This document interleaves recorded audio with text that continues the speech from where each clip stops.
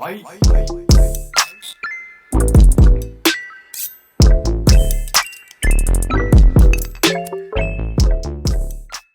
right, I'm excited to be joined here with Alex and Karl from Jimmer Range. At this point, this is going to have to be this annual thing we do.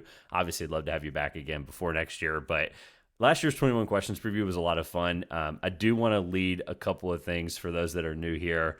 Obviously, their Twitters will be on the screen. All of their links will be in the description below. I'm going to have a chance to plug everything. Their shows will be coming out again here shortly to preview the college basketball season.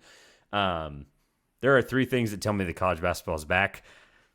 Secret scrimmages would be number one. My weather app telling me that I'm getting a frost advisory, not even in November yet, which tells me that college basketball is the dead cold of the winter. I'm so excited. And then this 21 question preview is always like a really I know that the prep is worth the while. I first want to, before you'll do any plugs, I want to get this out of the way now so you can comment on it and think about it for a second. But I do want to thank you because I told you in the pre-show before we started recording that that first viral Instagram clip had happened, from that Trivia Showdown show. I still get comments and people talking about that on that show. I've had people reach out to me before recently, and it's just really heartwarming to hear that stuff. It's like, that was, hilarious. It actually led, funny enough, it got noticed by a local radio station in North Carolina, based in the Triad. And long story short, I became a guest on that radio station and built a friendship with some guys over that radio network. Shout out to Tobacco Sports Radio on WBGB 1470 AM in the Triad. They found the video. We started talking, got connected, and because of you two lovely fellows, I'm now a guest on a radio show in the Triad. So thank you. It's the first time I've said this to you publicly or even privately. And welcome back, Karl. How are you? I'll start on the right. I'm doing well. Yeah, it's really good to be back. And even I'm glad that that's been the case for you. And this is, it's cool to think that the first time we came on your show was almost 2 years ago now. And we're still here coming on your show. I mean, it's been a minute that we've been doing shows together. So this is always a lot of fun. Thanks for having us back. Alex, how are you? I know the Northwestern season is going to take all of your time here shortly. So it is, but excited to be back. I'd echo a lot of what Karl said, but yeah, this is just so much fun. It's so light. So it's a little bit unserious at times. So I enjoy this. And it's not on purpose either, to think that you guys both have a lot of really great things to bring to the table. And there's actually some context to a lot of these questions here for those that are new. 21 questions. This is supposed to be fun, but also to get a general overview of where our thoughts are in college basketball. For those listening that may be from my NBA audience, Giannis did just sign a 3-year, almost $200 million extension. So we'll talk about that next week, but just wanted to put that out there as we're recording this. I'm scrambling, trying to figure out what the heck's going on and doing the intro. So we have 21 questions to get to. I do not want to delay any further. I do want to mention that the Everything College Basketball magazine that I was a part of, almost 300 pages of every conference, and we did forget the A10. So if you have ordered and you were wondering where the A10 was, there is a new updated magazine in your email address. Please check that. We do apologize about completely omitting the A10. I know it had a bit of a down year last year, which might be a hilarious reasoning for that. No, it was completely accidental. But the pre-orders have ended. It is live. It's in your inbox. You have a flippable link magazine as well, and then you also have the full PDF. It's $10, ecbmagazine.bigcartel.com. You can get all of your previews. There's some really cool stuff in there. The Screener did a top 50 players ranking. That's already gotten some interesting backlash as well. And there's also some really cool interviews there, including with Curry Hicksage and Trilly Donovan. We're giving some exclusive interviews in there. So we're super excited to bring this out to you guys. ecbmagazine.bigcartel.com. A lot of those questions in there from, I may have stemmed from some of my research. I covered a lot of the ACC, Mountain West, things like that. A lot of the smaller conferences as well. So we'll talk a lot about that stuff here today. That is my only, hopefully, plug right now. Guys, I want to leave the context out for question number one, or lead out with some context. Alex, and I believe the 2021 preseason, this was on y'all's show. Obviously, your famous clip of you predicting Virginia Tech to win the ACC tournament, which I think, anytime someone can make that serious of a comment, and yet it's still, obviously we didn't understand the context of what that Virginia Tech team would look like. We didn't understand that they would beat, I think they beat Carolina and Duke on the way to that title. So to think that there was a lot of pieces that had to happen there, it was a really big pull from you, Alex, there. I did want to give you some context from last year. I don't normally like starting with the hot take stuff, but I have to give Karl and you both some credit. Last year, Karl said, I don't think Indiana's that good. They were a first-round upset. That was the common theme of last year's episode, was Indiana not being good. Maybe that's the theme again. We'll see what happens. But and then Alex said a Duke player won't make all ACC first team, and Kansas won't make it out of the first weekend, which both were correct. So, big shoes to fill, Alex. I'll give you the first start here. What is your hottest take coming into this season when you went 2 for 2 last year? Dang, that's a crazy legacy to kind of uphold going into this year. Can't believe either of those are right. I will say, I want to introduce a little bit of a caveat. Kyle Filipowski probably should have been all ACC first team, and he received the 6th most votes. So I know that was a bit of an argument when we did our hot takes episode, and Greg and Karl gave me a little flack for like trying to give myself an A+ on that, even though like on a technicality, it's right, you know, but it is. Yeah, I struggled with this because thank you to Trevor for giving me like giving us a little bit of like a teaser for what some of the questions would be. I have settled on buying full stock in Caleb Love in a New Jersey. Okay. And he's going to be an I love that. This is awesome. Oh. See, for those that are listening and wondering if that's serious or not, I have to believe you because it. Anyway, keep going. Keep going. There's not much rationale behind it. It's more like I just kind of feel it. He's got a new change of scenery. I do think Tommy Lloyd is going to ride him harder than Hubert Davis probably would have. And mechanically, listen, you can't glean that much from these secret scrimmages or the summer exhibitions or the overseas trips. However, his shot looks a little different and a little more fluid, I want to say, when it comes off. And that's only from a couple snippets we've seen, but he was 9 of 12 in their exhibition. He had 23 points. I think he also had like 7 assists. And I do just think playing along like Kylan Boswell and being surrounded by the talent on that roster, plus obviously Amar Ballo, I just think he is, I don't know. I think the change of scenery is going to be good. And as a Duke fan, I am very worried for when he returns to Cameron on November 10th. All I have to say is I put out a tweet after that like deep 3 he had to go into half of that exhibition, and I was like, Arizona fans, if you're seeing this, just remember that you're in for a ride. Karl, it'll be a roller coaster. However, I can't wait. I'm excited. I can't wait. Yeah, going from Kerr Kriisa to Caleb Love is a very underrated, like, through line there, I think. The blood pressure for Arizona fans is not going to get any better. So. Karl, what you got for your hot take? All right, so I have one and sort of another one. They're both coming from the Big East.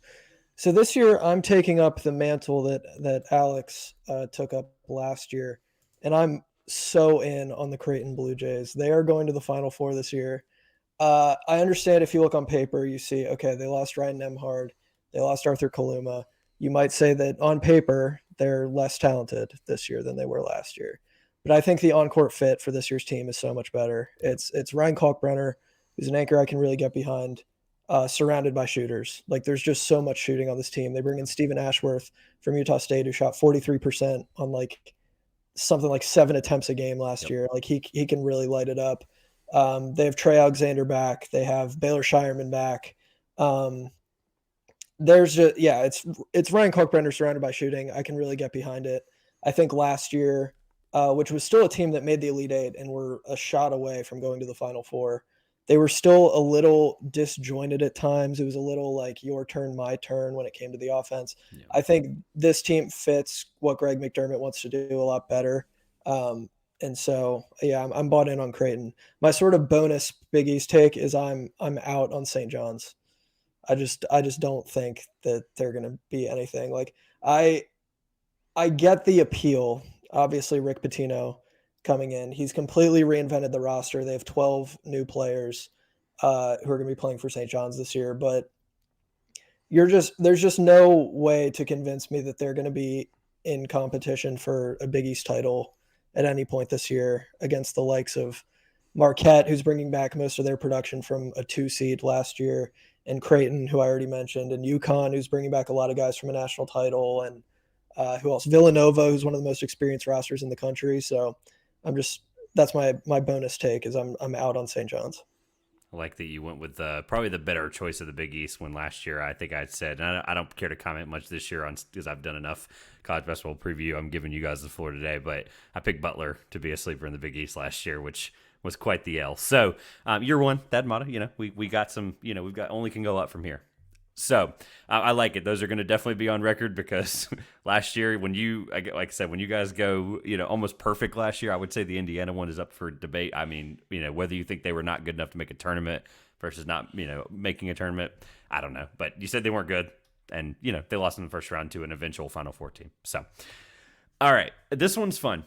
We talked about, you mentioned a couple of guys already that I'd like to get to, but I really am curious about this because I think this can go in a lot of different directions.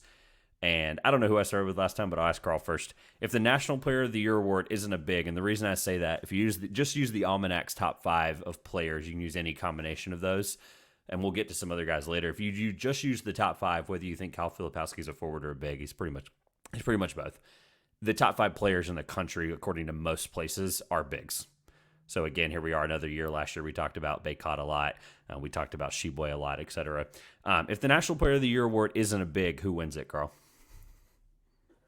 This is actually a really difficult question to answer because you actually start to parse it out, and it's like, who even are like the elite guards in the country? There are definitely some who are really good, but good enough to win National Player of the Year. Like you got to be real nice. The guy I ended up going with was Wade Taylor the fourth from Texas A&M. I think he's going to have the scoring output. He's going to have the usage. I think Texas A&M, with their backcourt returning, is going to be a pretty good team this year. Probably top 3 in the SEC. I don't know that like Tyler Kolek, he's probably going to be a popular pick for this question.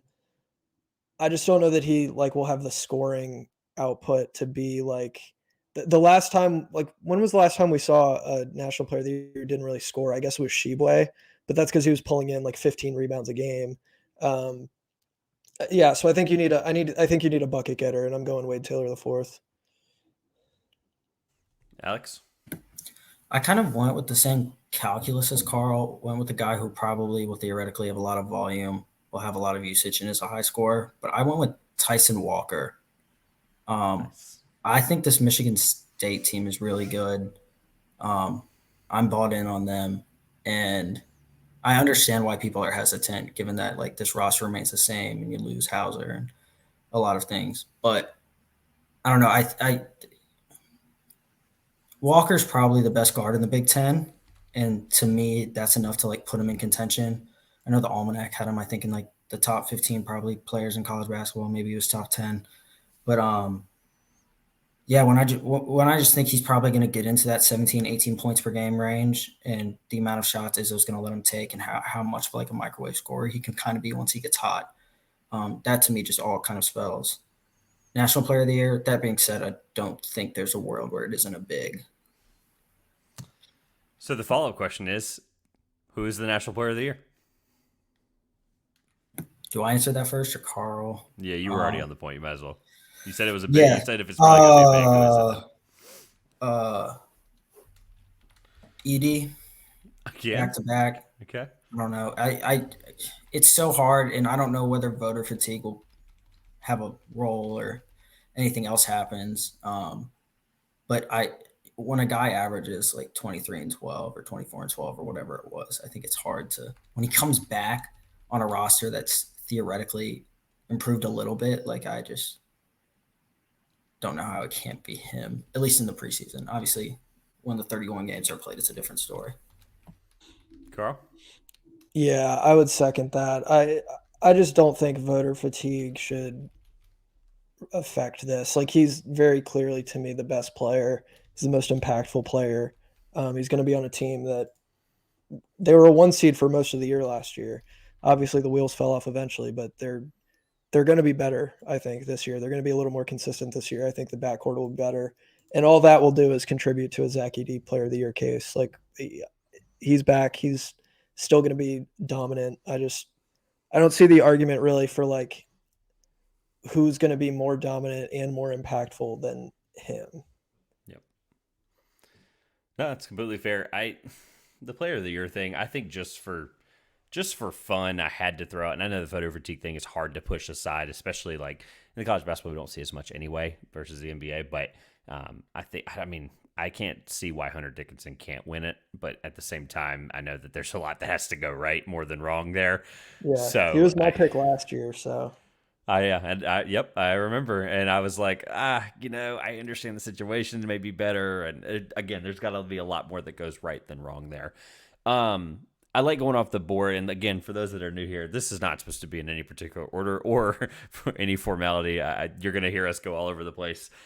This question was the order; I just kind of threw them in, but when doing the magazine research, like I said at the top, I did ACC Mountain West, and then when you really start getting into the weeds of college basketball, you start doing your MAC, your MAAC. I'm referring to. I did the MEAC, Big South, CAA, SoCon, American. You start doing these conferences where you're like, man, I'm starting to get to know the fourth highest scorer on, insert team of the MEAC here, right, or Coppin State or whatever.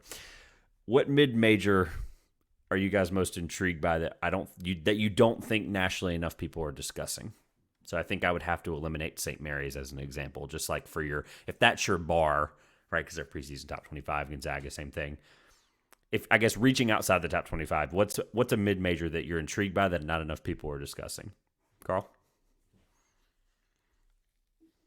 yeah, I'm gonna hop over to the Big West Oh my and God. throw out the UC Santa Barbara Gauchos. They've been to two of the last three NCAA tournaments. They have an elite guard in AJ Mitchell. They bring over Yon Traore from Auburn, who's a 5-star recruit. Um, I think they kind of pop up. They've been a dangerous program when you look at, they've been a popular upset pick the last two times they've been in the tournament. They should have beaten Creighton the one year. And then last year, I forget who they matched up with in the first round. I think was it Creighton again? No, it was Baylor. They played Baylor in the first round. It's just they have an elite guard. They have a defensive stopper in Josh Pierre-Louis. They have, Yohan Traore, who has, I think, a pretty high ceiling. We haven't really seen what he can do fully, and I think being out of the SEC and going over to the Big West, I think he's going to have a little more of a platform to show off what he can do. So I like UC Santa Barbara. I know they're sort of trendy whenever they make the tournament, but I think this year they could actually be like good. I completely agree, Alex. Shout out to AJ. I always get his name mixed up. He follows the pod. Shout out to Ajay Mitchell. Alex? I'd go. I'm gonna stay in the Midwest here and go Milwaukee in the Horizon League. Bart Lundy exceeded expectations in his first year with the Panthers. They won 14 games in the Horizon League. They lose several key figures in that front court, but when BJ Freeman is back, you're going to be fine. So there's likely your Horizon League Player of the Year, and then beyond that, that defense got worse. I know I credit a lot of this I'm basing off of the Almanac. So shout out to Lucas Harkins for writing the Horizon League preview. But when I believe it was, I want to say Markeith Browning went down, that their defensive efficiency ranking almost dropped like 100 spots. But he's back. That backcourt is elite. Those like top four guys can all put it in the hoop. And then there are questions in the front court, but I don't know. Maybe I'm falling victim a little bit to the coach speak here, but I'm a little high and confident that Lundy and the Panthers are going to be right back at the top of the Horizon League again. So The Horizon League is going to have some tough foes there at the top. They'll definitely be super competitive. Not a conference I'm in the weeds with at this time of the year, unfortunately. Remind me who else I guess could be in there. Youngstown State, I think, is going to be really tough. Am I correct on the conference? And some Northern others, Kentucky. Northern Kentucky is going to be good. So I think you've got some teams there. That should be a fun, but probably a 3 to 4 team race there at the top. Going the other direction, Alex, if I gave you Kansas, Duke, and Purdue, or the field to win the national title, who would you take? The field. That's too many teams. The NCAA is such a high variance tournament that this is going to be my reasoning for a question we'll get to later. Okay. But like there are so many outcomes when you put 68 teams into a single elimination bracket. Like to me, It's fair. um, to me, I'd rather have the 30 other teams that could feasibly get a little hot. And I'm also, again, I expressed how high I am on Michigan State. And so that to me is probably why I would take the field a little bit here, though I am a little partial to the Boilermakers pulling a UVA 0.2 and 2.0 and figuring it out after dropping to a 16 seed. So I get the hype around that. Karl, I'll change the question slightly then, just because the way he said it, the way he worded it was interesting. If I added Michigan State and Marquette, does your answer change? If I give you the consensus top, if I give you the top 5 teams in the preseason AP poll or the field,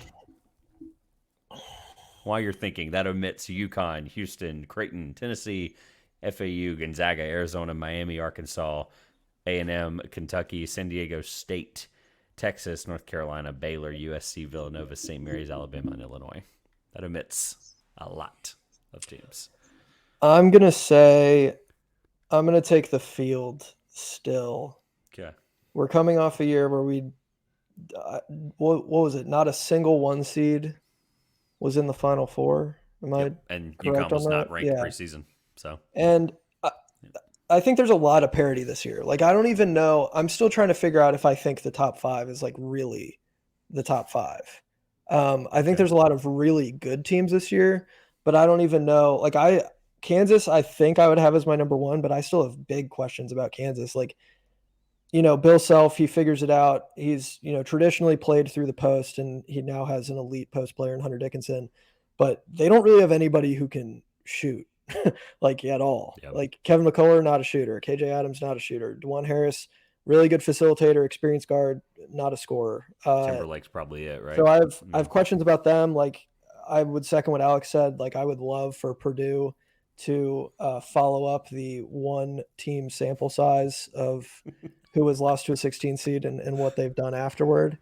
But, we saw that the lights were too bright for that backcourt last year, and we're kind of projecting that won't happen this year, but maybe it will, like, who's to say. I do think the extra year will certainly help. And then Duke, I'm truthfully not that sold on Duke. Like, I know they were the number 1 team in the Almanac, but I'm not quite there. I think, again, like a team that I think will be very good, but I think a lot has to happen for them to be that, number 1, number 2 team. You need Tyrese Proctor to actually break out and be that guy. You need Filipowski to not lose a step. And him and Ryan Young carried the team for half the season last year. Like, the only reason Duke was as good as they were for that first couple months was because Flip and Young were just pulling down every single offensive rebound, and Flip was the best perimeter player they had and the best post player they had. So yep. I would still take the field, but it made it a little tougher. I would still take the field, though. Put you on the spot then. Let's answer this. Let's go ahead and answer question number 6. Who is the preseason national championship pick? Obviously, your mind's probably going to change before the first game, but got to put it on record. Who do you think wins the national championship if we all flash forward here to April 4th, 5th? Karl? I'm going to avoid the question and just give you my thoughts on who I think the Final Four teams are. My preseason Final Four, as much as I disagree with that construct, I've never actually done that before, but my preseason Final Four is going to be Kansas, Purdue, Creighton, and Texas A&M. Those are my Final Four. Interesting. And then take your pick. Alex? I have to stick to my guns a little bit this year because I feel like someone asked me a month ago to just pick the national title winner. And I was like, okay. And I landed on Michigan State. Yep. So I'm going to stick with that. And then for the sake of the exercise, I will also give 3 other Final Four teams, in which case I will say Arizona,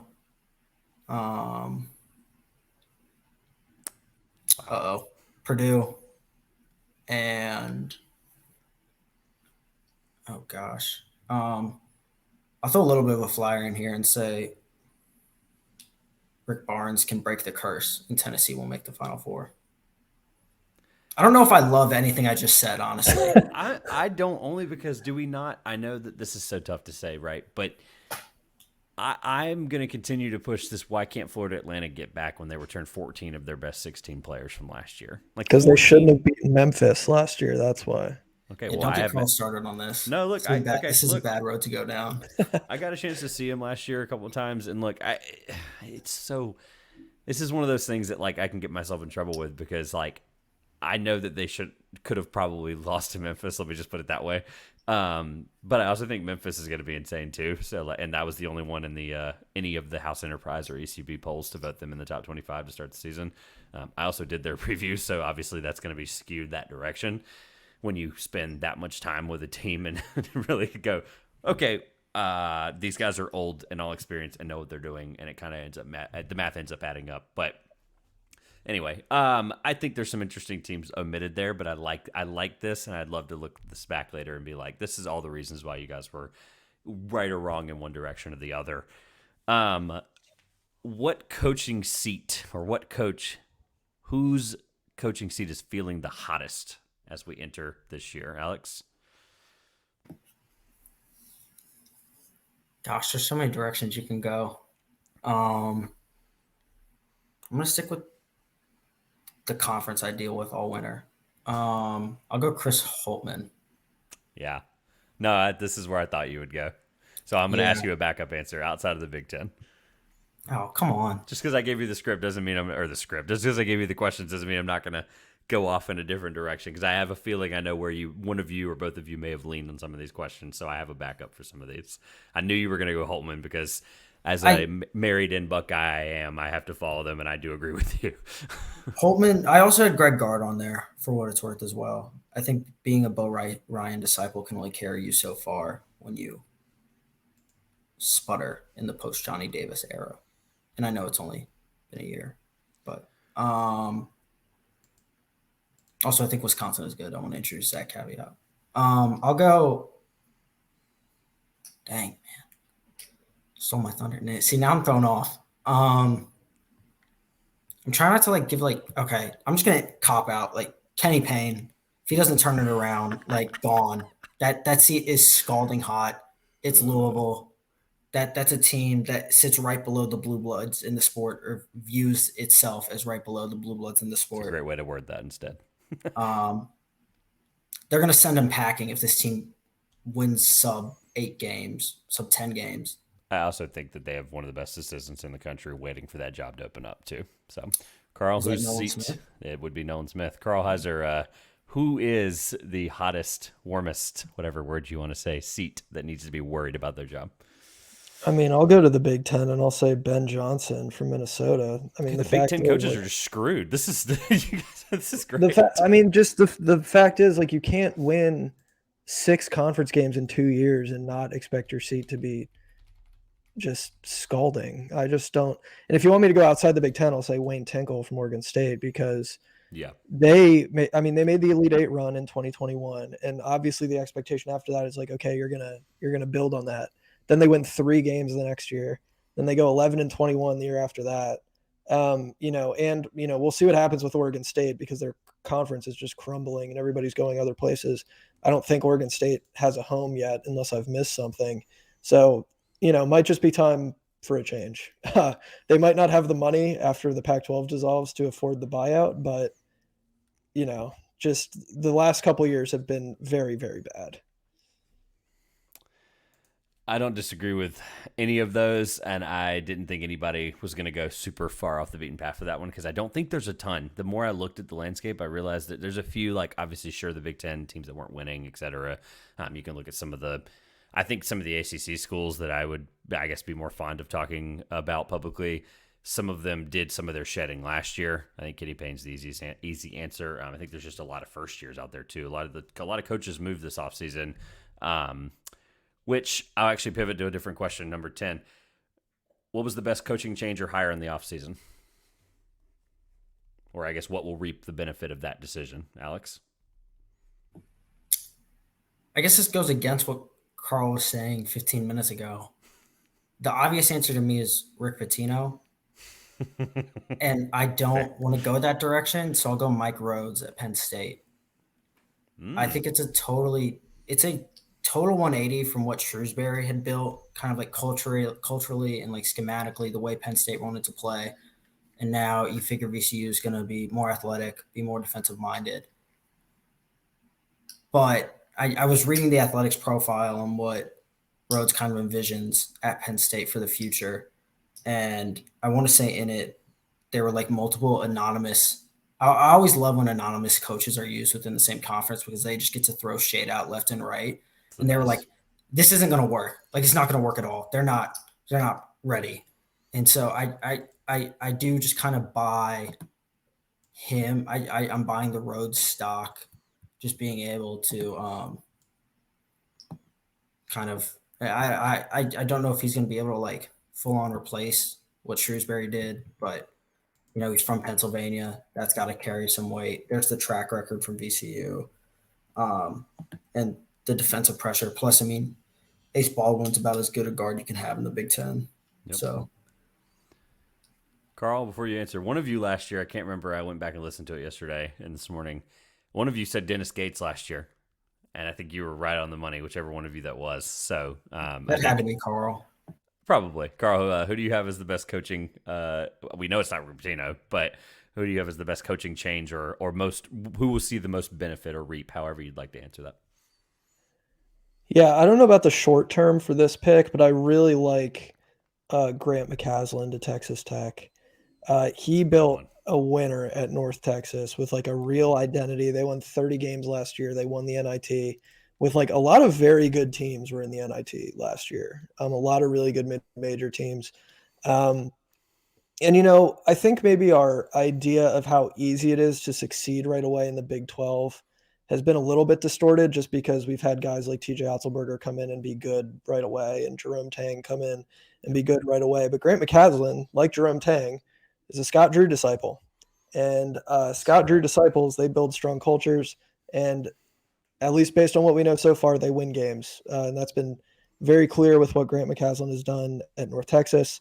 And I think maybe not immediately, but in a couple years down the line, I think he will keep Texas Tech competitive. And he'll build like a real identity at Texas Tech. They have a really good fan base. It's really hard to win at Texas Tech. And even though he's not the flashiest, I still really like the hire there.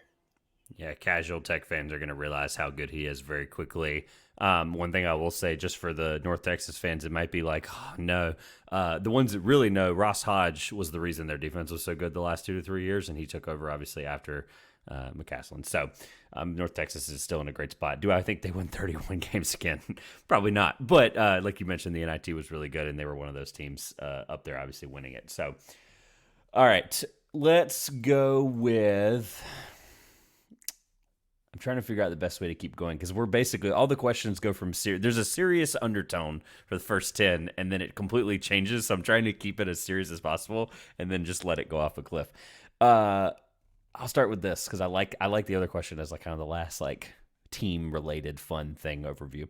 What conference gets the most teams in the tournament? And if I'm correct, last year, and this is off complete memory, so one of you correct me. Last year, was it not the Big 12 or was it the Big 10? I can't remember. You would think I should probably have that in front of me, but I have no idea. I think it was the Big I 12. think it was too. We were all at because Oklahoma was down there I at the think they got bottom, but an they could eight have or been in. Yeah, nine. it was something like that. I knew it was something nuts. So, Karl, what conference gets the most teams in the tournament, and why? If there's a reason. Yeah, I mean, I'm going to grab the low hanging fruit. I'm going to say the Big 12, which not only to me is still the best conference top to bottom, but they're adding four teams, one which is a surefire tournament team, and the other three which are just going to be wins for everybody else. Like to BYU, Cincinnati, and UCF are good in a vacuum. I think they're going to get knocked around this year in the Big 12. And that's just going to be, padding everyone else's resume, I think. And, before it was crazy that if they did get the most last year, that's crazy with only having 10 teams in the conference. But I think that will continue even, adding these extra teams. Alex, answer while I'm looking up who hit it last year because I'm Ditto. pretty sure it's the Big 12. Let's see. Oh, I don't really have much to add. Karl kind of took the Oh, bullet okay. points that I had, but yeah, Why the Big isn't 12. why isn't it the Big East? Why isn't it the Big? Again. I think it just goes back to like top to bottom. The Big 12 is deeper.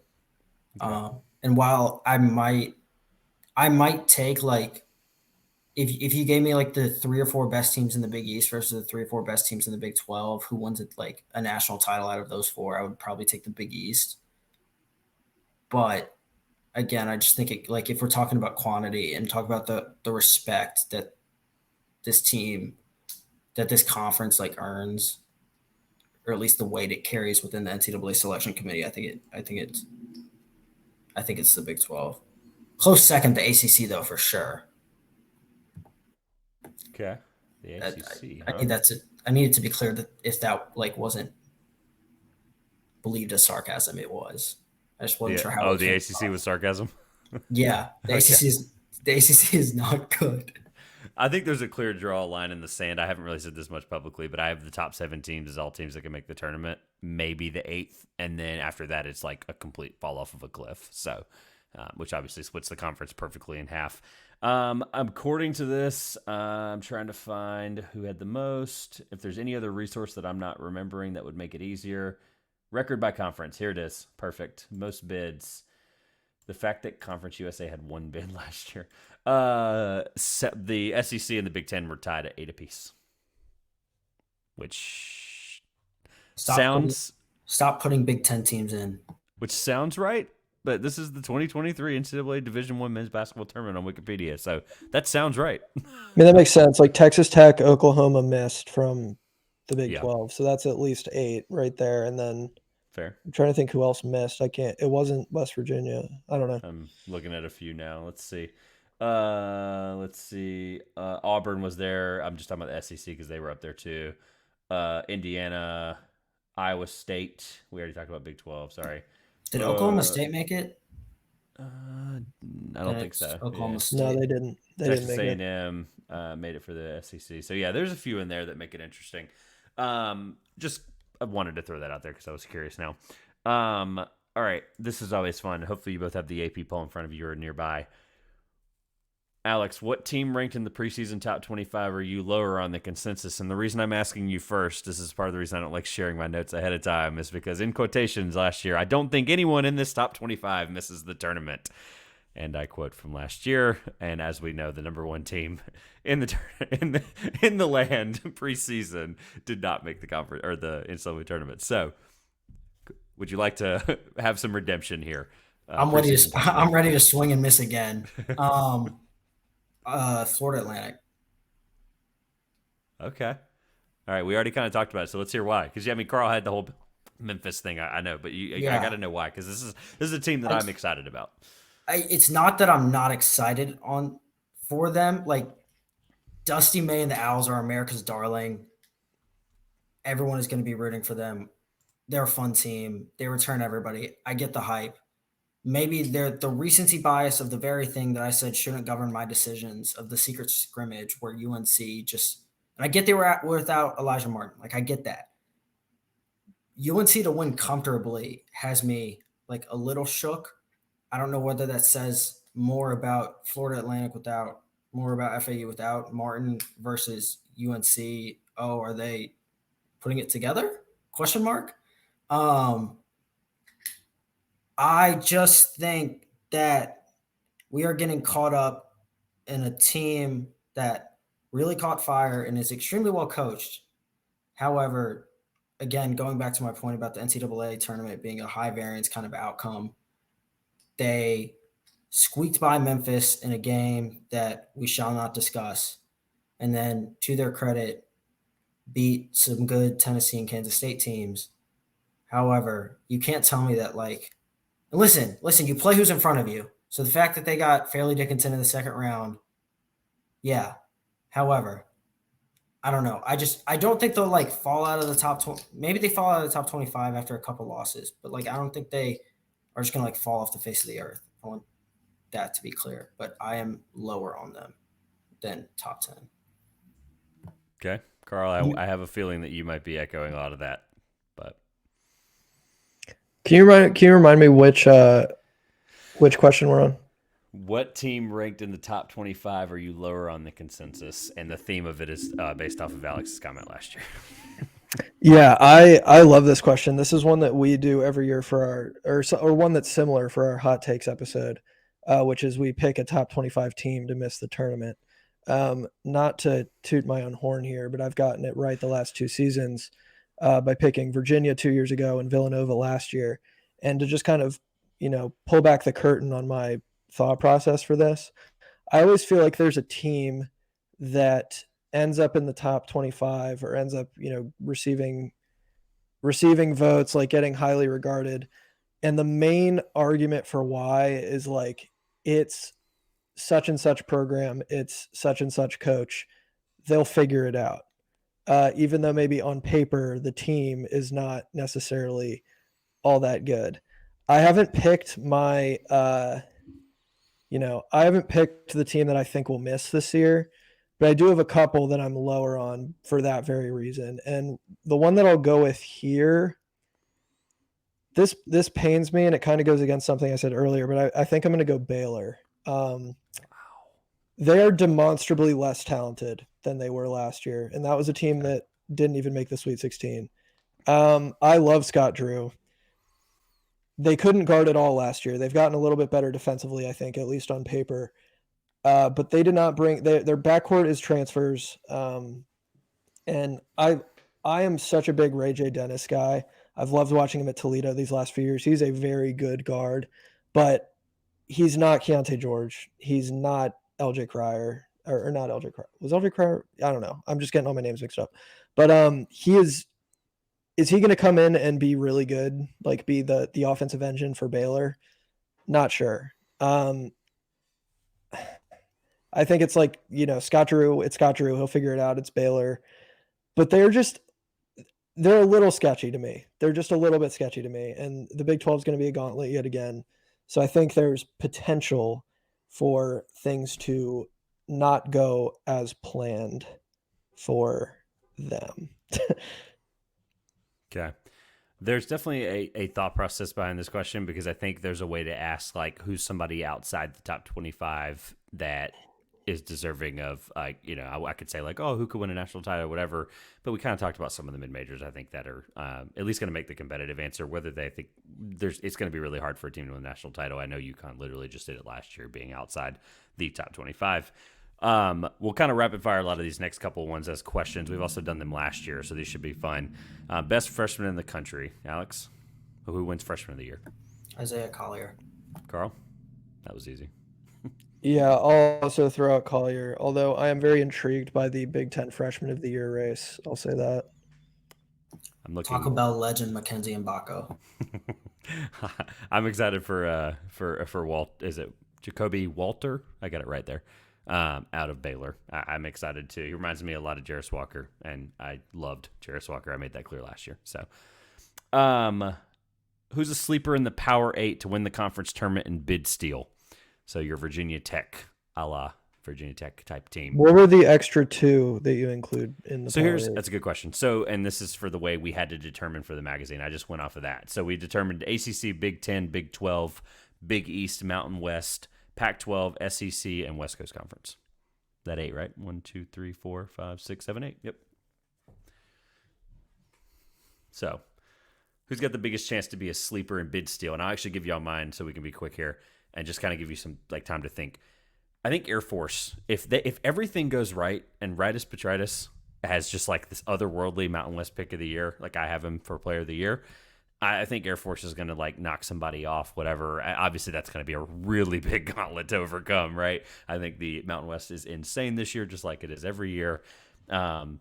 But we've seen it happen before, and we've seen it happen in a lot worse situations where like Oregon State's done it, Georgetown has done it. So we've seen some instances where it's like head scratching, and I think Air Force would be head scratching when a lot of people are picking them to finish bottom of the conference again, but they returned over 80% of their minutes and over 8% of their scoring. So I think if they have all the pieces come together there, I think they're just kind of like again, Butler was wrong last year. I understand.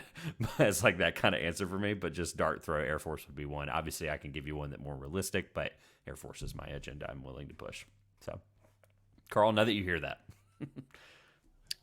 Yeah, so out of the traditional like Power 6, there weren't any that I felt like really good about. In the interest of morality, I'm not going to say Ole Miss, although that did come to mind. I just can't sit here and be like, yeah, Chris Beard, go Chris Beard. Yeah, So fair. hopefully not, but I'll say there's potential there. If things click for them, it's not a bad roster, and we know Chris Beard, despite his problems off the court, is a very good head coach uh, in terms of like X's and O's and stuff. So potential there. I actually also went to the Mountain West. Colorado State is healthy now, and Isaiah Stevens is a Mm, baller, and that is the type of thing that gets you wins in conference tournaments. I haven't seen a bracketology in the preseason where they're projecting Colorado State to make the tournament. So to me, this is, even if they're like third in the Mountain West, I think this would be stealing a bid. And then I wasn't sure if I asked the question about who was included in the Power Eight. I wasn't sure if the American was included, but in the could. event that they were, I was going to go Tulane. Ooh, Yeah, I'm back on my nice. Tulane hype train this year. They did lose a really big piece, but then also returned the second highest score. So, Alex. Um, I'm gonna go with they're not really the program of the program, Virginia Tech, mostly because the ACC will get probably 5 to 6 bids, Okay. and Virginia Tech projects to be outside of that world, and they're so old. Like Sean Padula and Hunter Couture have been around for a million years. You had Robbie Barron, who's played 120 games Yep. for Northwestern. Um, and I think they shored up a little bit of the front court. Mike Young is one of the best X's and O's coaches in the country, period, let alone the ACC. Um, so I really struggled with this one, and I'm not necessarily sure. Like I was, I was half-heartedly joking 2 years ago about that Virginia Tech team, but I was like fairly confident. This I feel really iffy about, but for the sake of time, I'll go with the Hokies. They also have a 4-star freshman as well. He'll have a great backcourt to learn from. Don't get me wrong, but he probably won't play like the minutes he probably expects as a 4-star. What player in the Pacific time zone? I love this question last year, even though the cop out answer was San Diego State. So let's say excluding San Diego State and Gonzaga, let's just take those out of consideration. And Mahaney from St. Mary's, we'll take him out of consideration too. What Pacific time zone player are you staying up late to watch the most, Karl? As an NBA draft guy, I'm going to double down on Isaiah Collier here because I've Mm, seen a lot of people suggest that he could be the number one pick in the 2024 draft. I want to see if he's actually that guy. So I would stay up to watch him for scouting purposes and because I think USC has the potential to be a fun team anyway. So Alex? Um, I would like to introduce a simple caveat in that Caleb Love will play at least 45% of his games in the Pacific time zone. So I'll say him for that 45% of the time. Um, Beyond that, though, I will say if he suits up, I will be catching at least 5 Bronny James games because I'm very curious to see the, I guess, just how his game translate beyond the fact that he hasn't really been on the court since his cardiovascular incident. So um, more so like maybe falling a little victim to the hype here, but he just generally seems like such a good kid, and he has an unreasonable amount of hate for an 18-year-old. So Completely I agree. would like to see him just succeed. Um, Plus, I would like to see how his defense translates because that's probably the best part of his game. So Yeah, I think if I gave you Mountain Time Zone, I think my answer would be Williams out of Colorado, who again also would play a lot of his minutes in the Pacific Time Zone. So I like the caveat. What team that missed the tournament last year? This slipped in here by accident. What team that missed the tournament last year has the best chance of bouncing back? Alex? UNC, haha.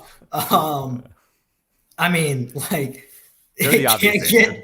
it can't get any worse for one of the 5 blue bloods of college basketball. Yeah. So you return Armando Bacot, who's one of the top 10 players in college basketball. Key point. Again, the point has been that Caleb Love not being there is addition by subtraction. RJ Davis is really good.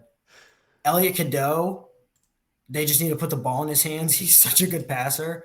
And he might be coming off the bench if the secret scrimmage lineup that Hubert Davis used is true, because he started like Paxson and Cormac Ryan and Harrison Ingram.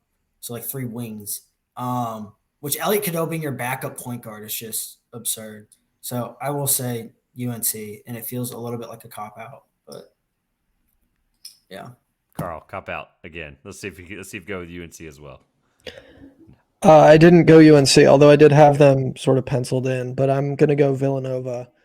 Nice. This was a team I was completely out on last year, but this year, this is a roster that if Jay Wright was still the head coach, people would be hyping them up a lot more as a like Elite Eight potential Final Four team, because they have so much experience. It's a very quality team. They bring in my guy Hakeem Hart from Villanova. From Maryland. I got to give him a shout. Justin Moore, if he's healthy, all indications are that he is, then that's a good sign. Yep. You give Kyle Neptune kind of the pass for that first year. This is the year where like it's time to prove that you can usher Villanova into the next era. You hope Mark Armstrong takes a step as that guy off the bench, and then you get to it. But their whole starting lineup is 4th and 5th year guys. It's a good roster. Right. They're good. I think they should be a tournament team. I said last year that we wanted to make start bench cuts. I wanted to make start bench cuts more popular in college basketball, and we're ready to get to them now. So you guys saw the first one, and I omitted the other 2 from the questions because I want the other 2 to be reactionary, and I do think that they're going to be interesting. So you should only have the one that you saw on the screen when I sent you the screenshot. You should have Ryan Cockburner, Hunter Dickinson, and Donovan Clingan. Alex Cervantes, what is your answer? Start bench cut. I don't remember seeing this at all. Even better. So it's Kalkbrenner, Dickinson, and Dickinson. And okay. So, right. Ryan Cockburner, Hunter Dickinson, or Donovan Clingan. For context, last year was Sheboy. For those that didn't listen to last year was Sheboy, Timmy, and Bacot, and it was fully healthy. Same goes for these 3 as well, fully healthy in any of these examples. And you guys used health as a big Hunter kicker Dickinson last year. I loathe Hunter Dickinson. This is tough. I like this because Karl has more time to think. So in the next one, I'm going to give him the first one. Okay. This is in the structure of a 5v5, right? Like not like individually. Yeah. I mean, however you want to take it. I mean, start I'm bench not cut. sure Hunter Dickinson makes a team better. Oh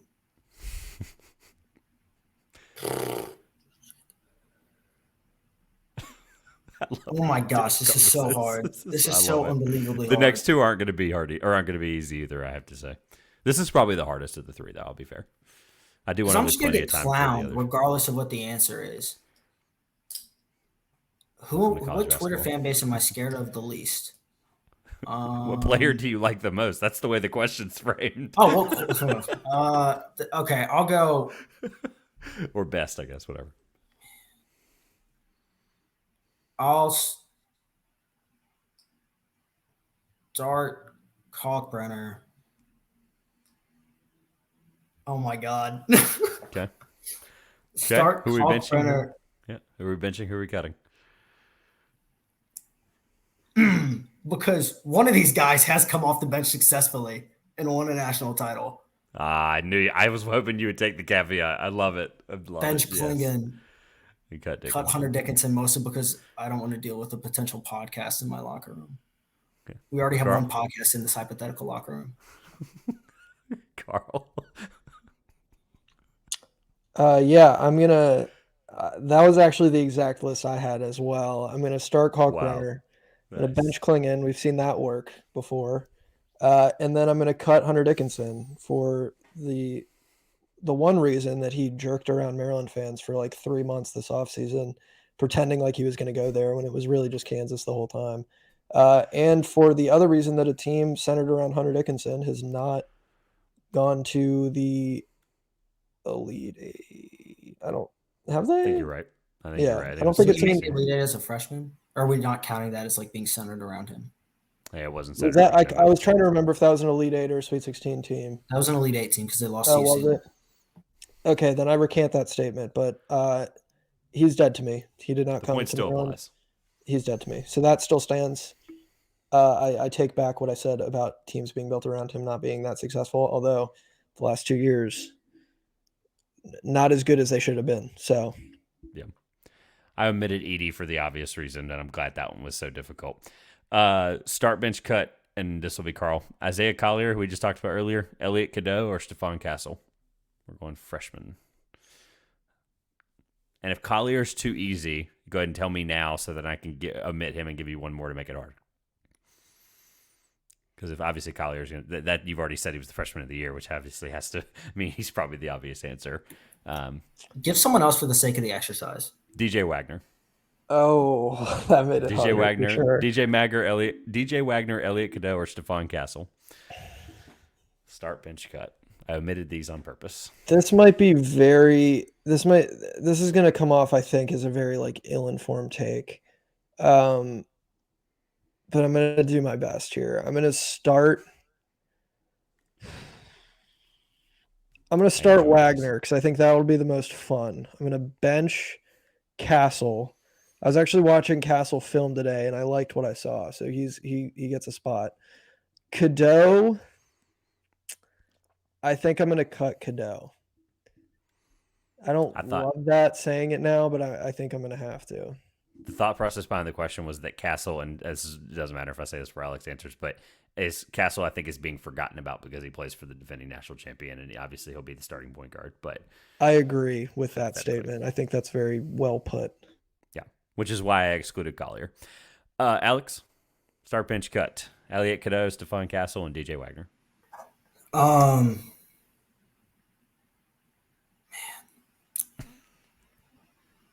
Start Castle, bench Cadeau, cut Wagner. Wow. Any reasoning quickly? No.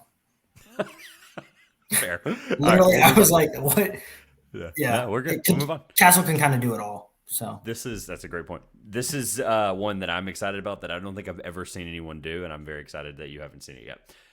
Karl, hire, bench, fire. So I'm gonna give you 3 coaches. Hire, bench, fire. And when I say bench, we're gonna make an assistant. Make an assistant because obviously that would be the only way to make this logically. I couldn't rhyme the 3. But hire, bench, fire. Mick Cronin, Eric Musselman, or Ed Cooley. I tried to give you 3 coaches and 3 completely different places in their careers, hypothetically. Kind of. I tried my best. It's not exactly the perfect 3, but I think those are 3 ones that are going to make you think the hardest.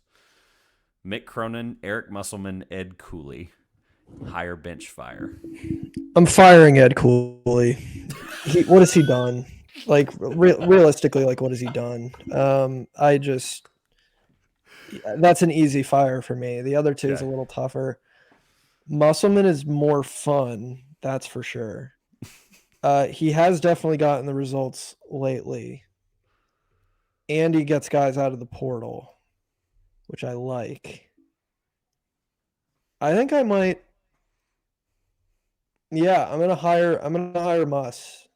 I'm gonna, assistant coach Mick Cronin, which is no disrespect to him, but and then Ed Cooley's can kick rocks. I don't need him on my team. Is there a third guy that might have made that more difficult? I threw Cooley out because he's the hot name in the Big East. I tried my best. Maybe not. Just throwing Rick Pitino in just for like the heck of it would have made it interesting. Yeah, sure. Right. I feel like that was an easy person to keep out. Alex, hire, bench, fire. Mick Cronin, Eric Musselman, or Ed Cooley. Hire Cronin, Muss on the bench for vibes and recruiting. Nice. I only want Muss to focus on recruiting. He doesn't even have to focus on X's and O's at all. That's a great only point. Getting guys, only calling guys. No, just have him be your John Shire, basically. I'll take the level 1 violations. That's actually. Give me the level 1 violations. We're winning multiple national championships. Okay. And I'll fire Ed Cooley. I love it.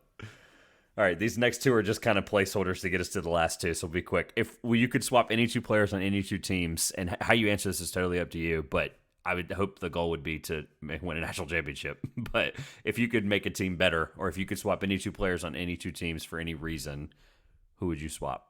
Alex? So this exercise is not taking two players and putting them on a team, right? It's like taking one player off one team and then flipping them. Yep. Okay. Are we trying to make both teams better or just one? Totally up to you. Okay. I wanted to make this hypothetical random. I wasn't happy with these two, I'll be honest. There's going to be one more that makes sense, but if you could swap any two players on any two teams. Okay. And whatever narrative or agenda you like. Yeah, absolutely. Well,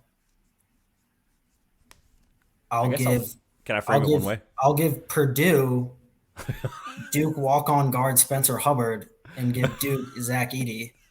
And I think that makes Duke immediately better. Never mind. This question didn't disappoint. Karl. Christ. All right. Here's one. I was actually thinking about this earlier, which is funny. I'm going to take PJ Hall, and I'm going to add him to Creighton to play the 4. And it's just going to be the best shooting team you've ever seen. Sorry, Clemson, but PJ Hall is no longer on the team. There are Clemson fans that are going to hear this because there are Clemson fans that listen to the show. I know there's at least 4 of them, so this is going to be really good. I'm sure. It's not out of like any animosity towards Clemson. I just think like. And who did you swap you want to again? throw another shooter. They have I forget his name. He's a freshman though, so that's why you're like.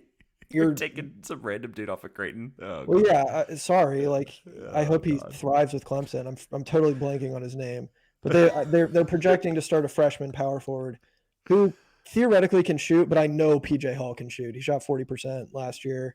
He's like very experienced. I think the Almanac had him as like a top 20 player. Throw PJ Hall in Creighton and let the fireworks, fly. Okay, I guess in the same vein, if you could swap any two head coaches on any two teams, who would you swap?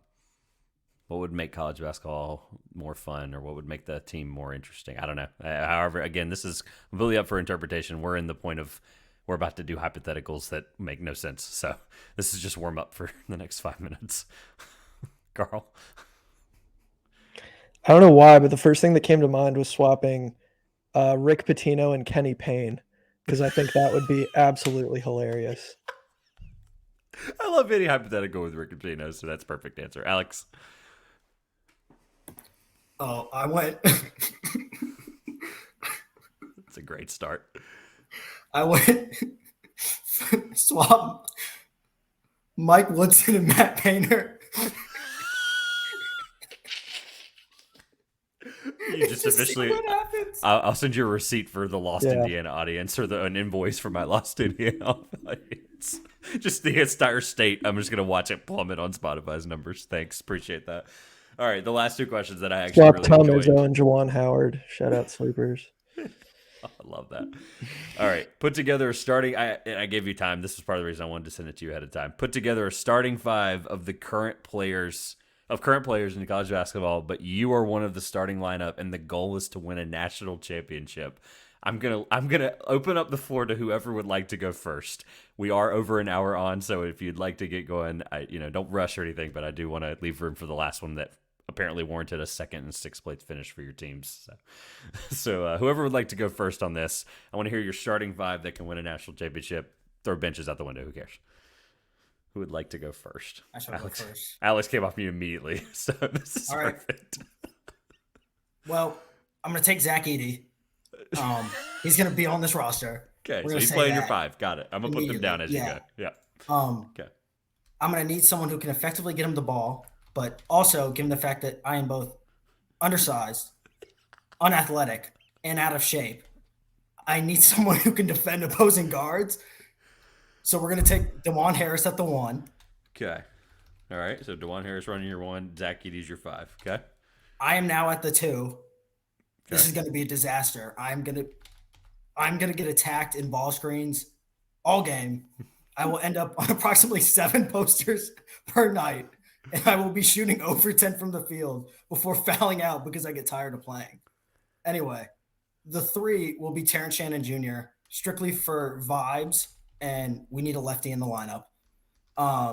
And then my 4 will be PJ Hall. Wow, I like this team. Okay, this team's got some grit. So to recap before we get to Carl's, DeJuan Harris at the 1, Alex Cervantes at the 2, Terrence Shannon Disaster. Jr. at the 3, PJ Hall at the 4, and Zach Edey at the 5. And that team is competing for a national championship in the championship game against Karl Heiser and who other 4? Yeah, this is going to be kind of tough to have us actually face off because I also have 2 of those players on my team. I knew this was going to happen. So I was trying to think, like, where would I be? I will be a liability no matter where they put me on the court. It's just a question of like where I think I would be the least amount of a liability. And I think that, I mean, I can't play 3 through 5 because I'm not quick enough. I'm not tall enough. Like, it's just not going to happen. And I don't have like the court vision to be a floor general and play the 1. So that just puts me at the 2. I'm an okay shooter. I'm not a Division 1 level shooter by any means, but like I could hit like a shot if I was wide open, probably. But I would also advise against like running any sets for me. So that's kind of out the window also. So biggest liability though will be defense. Like even if I'm giving maximum effort, I'm just going to get cooked all day long. I cannot play defense at all. So why even try? So I'm going to have some guys who can play defense, and because I won't be getting the ball, I'm going to have guys who can shoot as well. We're going to throw Jamal Shed at the 1. He was the Defensive Player of the Year in the American last year and also led the conference in assists. At the 3, we're going to throw Justin Moore, experienced, can shoot the ball a little bit, puts in effort on defense. Love that. So they're really going to have to carry the absolute dead weight that I will be. PJ Hall to space the floor. And then Zach Edey down low. And we're just going to give him the ball, and that will be that. So that is my team. Did anybody get omitted that you would have liked to include, either of you? Alex, you're off mute. So, anybody that you considered strongly that you were like, this would have been a good fit also, that isn't Zach Edey, I guess, or whatever. I don't care. He obviously was getting included. Oddly enough, I really wrestled with like a guy like Mark Mitchell at like a small ball 4 who can kind of guard like a multi-positional defender. He doesn't really have to touch the rock because like there will be other offensive players. However, I think I would have had to like boot DeJuan Harris from the team and add like more offensively minded score first point guard. So I would have had to shuffle around, but I really wrestled with Mark Mitchell at the 4. I like that team building. Karl, anybody get excluded? I was definitely debating how much defense would be needed to offset the fact that I will be playing absolutely none. So Deron Holmes was a consideration, but I thought that would hurt my spacing with Edey at the 5. And I considered Baylor Shireman just because I like him and he can do a lot of stuff. So, yeah, I don't know. I thought this was like the best 5 I could. I like it. No, I think they're great 5s. I'm curious if there's anybody that was omitted for any reason. So, also okay. Zach Edey. If there's anybody who can carry inexperienced guards who shrink when the lights come on, it is Zach Edey. So we've seen him do it. By that measure, that's no shade to Braden Smith or Fletcher Loyer. I think they'll be good this year, but we've seen Zach Edey do something like that before. So I love it. All right, I could do this all day, but question 21, and there's no elevator pitch here. This is actually going to be a more positive outlook since you both were, you basically said that the Big Ten had to dissolve for your teams to win anything, and you both were second, by the way. Northwestern finished second in the Big Ten last year. I want to make that clear when you picked them 12th, and Maryland predicted 9th. So I'll ask Karl first. If I were to sit down with you one-on-one at the end of the year and say, blank was a successful season for Maryland, or it was a successful season for Maryland, however you would like to frame that context, what would you say is that answer? Yeah, so it's a good question. I think it must be said right out the gate that last year's success was definitely ahead of schedule. So I want to be realistic here because I think staying about the same is not necessarily a failure, even though I think the team is going to be more talented this year than it was last year. I think a top 4 finish in the Big Ten is an absolute must. If they finish outside the top 4, I consider that a failure. You have the clear top 2 in my mind of Purdue and Michigan State.